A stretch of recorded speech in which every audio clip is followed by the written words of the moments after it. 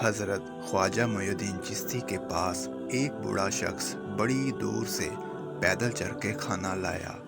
وہ بہت خوش تھا کہ آپ یہ کھانا ضرور کھائیں گے۔ اسے معلوم نہ تھا کہ آپ روزے سے ہیں۔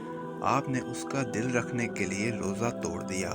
وہاں موجود ایک شخص نے آپ کو یاد دلوایا کہ آپ کا روزہ تھا، تو آپ نے فرمایا، روزہ توڑنے کا کفارہ ہے، لیکن دل توڑنے کا کوئی کفارہ نہیں۔ خیال رکھیں کبھی بھی تمہاری وجہ سے کسی کا دل نہ ٹوٹے۔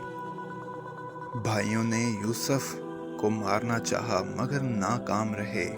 باپ کی نگاہوں سے دور کیا مگر محبت اور بڑھتی گئی۔ غلام بنا کر بیچ دیا مگر بادشاہ بن گئے۔ اس لیے لوگوں کی سازشوں سے تم پریشان نہ ہو، اللہ کی تدبیر اور چاہت سب پر بھاری ہے۔ مزید واقعات حدیث سننے کے لیے ہمارے چینل کو سبسکرائب کریں اور بیل آئیکن کا بٹن ضرور پریس کریں۔